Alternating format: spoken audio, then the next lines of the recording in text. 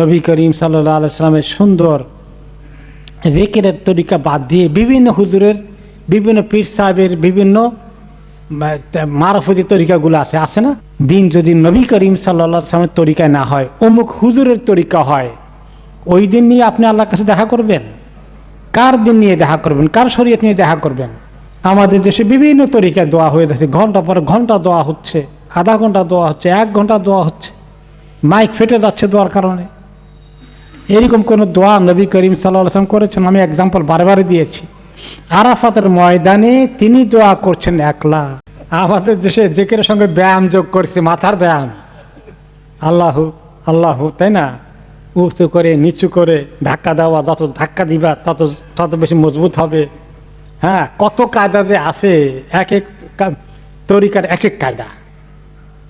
তারপর যে একদম এমনভাবে টান দিবা, তোমার বৃদ্ধাঙ্গুলি থেকে শুরু করে পুরোটা এসে পুরো শরীর যেন ঝাঁকা লাগে। এগুলোকে বলে রিয়াজত। রিয়াজা মানে যে ফিজিক্যাল এক্সারসাইজ, এর তার তর্জমা করলে তাই বোঝায়। এই জিকিরের সঙ্গে রিয়াজত যোগ করেছে, এগুলো সব কিছু বেদাত। নবী করিম সাল্লাল্লাহু আলাইহি সাল্লামের সুন্দর জিকিরের তরিকা বাদ দিয়ে বিভিন্ন হুজুরের, বিভিন্ন পীর সাহেবের বিভিন্ন মারফতি তরিকাগুলো আছে না? আমি একবার এক ওয়াজে গিয়েছিলাম ঢাকাতে, অনেক আগের কথা, প্রায় 30 বছর আগের, 35 বছর আগের কথা। তো আমি স্টেজে আসি, আমার বয়ানের পরে আরেকজনকে উঠেছে, উনি উঠিয়ে যে জিকির শুরু করে দিলেন স্টেজের, মানে তিনি নিজে স্টেজের মধ্যে নাচতেছেন জিকির করতে করতে। আমি চিন্তা করি আল্লাহ কোন সময় স্টেজ ভেঙে পড়ে যায়, এই অবস্থা। উনি সমানে এই জিকির করাচ্ছে। তো এই যে জিকির করতে করতে আবার ওই গাছের মধ্যে লাফাই ওঠে, দেখছেন তো? এগুলো কেমন উঠে জানেন? এগুলাই শয়তান জিন এসে এটার মধ্যে আরো তাল দেয়, কারণ সে জানে যে বেদাতের দিকে নিলে তার লাভ আছে, বেদাতের দিকে উৎসাহিত করে। এবং দুনিয়ার স্বার্থের জন্য প্রতিষ্ঠিত এই তরিকার লোকেরা এগুলার জন্য জান দিয়ে ফেলবে, এগুলোকে রক্ষণাবেক্ষণ করার জন্য। আর এগুলোর মধ্যে খুব মজা লাগে সাময়িকভাবে, যেমন কোরআন গাইতে মজা লাগে, হ্যাঁ, তো ওইরকম ওই তাল দিলে মজা লাগে, অনেকে ওই তালের মধ্যে খুব পছন্দ করে এটাকে। এভাবে করে করে মানে কোথায় নবী করিম সাল্লাল্লাহু আলাইহি ওয়াসাল্লাম দেখেন? আল্লাহ তাআলা বলেছেন, আল্লাহকে আযকুর রাব্বাকা, আল্লাহকে ডাকো এভাবে, তাদাররুআ ওয়া খুফিয়া, বিনয়ী হয়ে একেবারে নিজে একান্তভাবে আল্লাহকে ডাকো। সমস্ত মাইকের সামনে চিৎকার করে করে জিকির করো, হুঁ হুঁ করতে করতে সারা রাত মানুষ ঘুমাইতেও পারবে না। যে এই সমস্ত দিনের নামে, এগুলো কি দিন? দিন যদি নবী করিম সাল্লাল্লাহু আলাইহি ওয়াসাল্লামের তরিকায় না হয়, অমুক হুজুরের তরিকা হয়, ওই দিন নিয়ে আপনি আল্লাহর কাছে দেখা করবেন? কার দিন নিয়ে দেখা করবেন? কার শরীয়ত নিয়ে দেখা করবেন? রাসূলুল্লাহ সাল্লাল্লাহু আলাইহি ওয়াসাল্লাম তরিকায় কোন ব্যাপারে ওনার তরিকা নেব না? নামাজের সল্লু কামা রাআইতুমুনি উসাল্লি, জিকির কোন তরিকা করতে হবে? ওনার মতো। কোরআনের খতম কোন তরিকায় করতে হবে? ওনার মতো। কোরআনের খতম তরিকা শেষ করে উনি মসজিদে বলতেন, আজকে আমি খতম করছি, সবাই আমার জন্য দোয়া করো। আবু বকর ওমর তো প্রায়ই খতম করতেন, বলতেন, হুজুর আমি দোয়া করছি, আমার জন্য খতম করছি, দোয়া করেন আমার জন্য। আলহামদুলিল্লাহ, এই মসজিদেও আমি যখন প্রথম আসছি মনে আছে যে হুজুর একটু খতম করছি, সবাইকে নিয়ে একটু দোয়া করেন। আলহামদুলিল্লাহ, এগুলো এখন উঠে গেছে।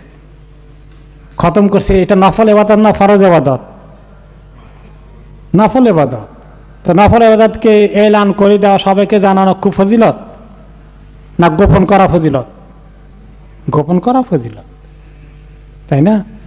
তারপরে দোয়ার ক্ষেত্রে আমাদের দেশে বিভিন্ন তরিকায় দোয়া হয়ে যাচ্ছে, ঘন্টা পর ঘন্টা দোয়া হচ্ছে, আধা ঘন্টা দোয়া হচ্ছে, 1 ঘন্টা দোয়া হচ্ছে, মাইক ফেটে যাচ্ছে দোয়ার কারণে।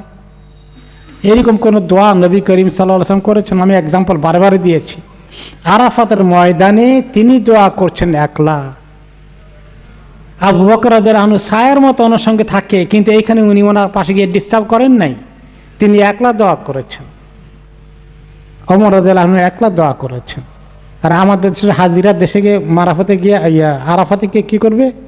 যদি কোনো একজন ইমাম টিমামকে দেখে, হুজুর একটু আসেন না, আমাদেরকে নিয়ে সবাইকে একটু দোয়া করেন। আর হুজুর সাহেব তো এত সম্মানিত হয়ে গেছেন, আল্লাহ এটা দোয়া করে দেই। সব আমরা নবী করিম সাল্লাল্লাহু আলাইহি ওয়াসাল্লামের তরিকার বাইরে গিয়ে খুব মজা বানিয়ে নিয়েছি, এত মজা লাগে। সবাই মিলে কাঁদলে মাইকের মধ্যে, তখন আমারও কান্না আসবে।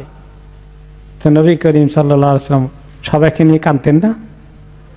বদরের ময়দানে, আরাফাতের ময়দানে, সব জায়গাতে নিয়ে একলা করেছেন।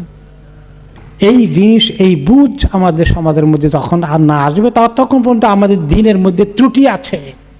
অনেক আমল করছি, অনেক বেশি আমল করছি, কিন্তু আল্লাহর কাছে কবুল হচ্ছে না। কারণ কি? কবুল হওয়ার জন্য শর্ত, যে কোনো আমল কবুল হওয়ার জন্য দুইটা শর্ত। দোয়া হোক, জিকির হোক, নামাজ হোক, হজ হোক, উমরা হোক, দুটো শর্তের একটা মিস হয়ে গেলে আপনার আমল কবুল হবে না। বরঞ্চ কে বলতে পারেন দুইটা শর্ত কি? এক নম্বরটা ইখলাস, আল্লাহর সন্তুষ্টি, আল্লাহর কাছে কবুল হওয়া চাই। কেউ যেন আমার এটা নিয়ে বাহাবা না দেয়, কাউকে দেখাতে চাই না। কাকে খুশি করব? আল্লাহ তাআলাকে। আর দুই নম্বরটা কি? রাসূলুল্লাহ সাল্লাল্লাহু আলাইহি ওয়াসাল্লামের সুন্নত মোতাবেক হচ্ছে কিনা আমার আমলটা। অনেক বড় বিশাল আমল করেছি, কিন্তু রাসূলুল্লাহ সাল্লাল্লাহু আলাইহি ওয়াসাল্লামের সুন্নত তরিকা অনুযায়ী হয় নাই, এই আমলটা কবুল হবে না। এই কথা খুব ভালো করে মুখস্থ করবেন।